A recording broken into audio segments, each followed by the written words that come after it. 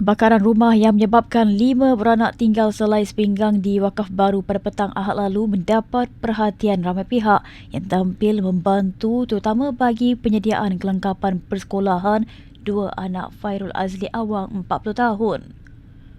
Fairul Azli berkata dia dan isteri Siti Nur Amira Mat Rifin 34 tahun lega dengan bantuan diberi yang menggembirakan dua anak mereka, terutama anak sulungnya Muhammad Fakih Amsyar 10 tahun yang menangis apabila mengetahui kelengkapan sekolahnya hangus ketika kejadian.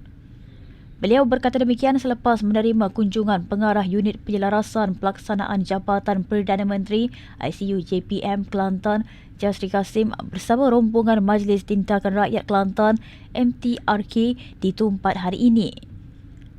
Terdahulu dua anak mereka yang bakal bersekolah di tahun 4 dan prasekolah dibawa MTRK diketuai Presidennya Aiman Yusri Muhammad Yusof ke sebuah pasaraya di sini untuk membeli kelengkapan persekolahan. Fairul Azli berkata dia perlu berusaha gigih bagi menyediakan semua keperluan keluarga termasuk kelengkapan rumah, malah pakaian harian juga masih dipinjam daripada adik-beradik.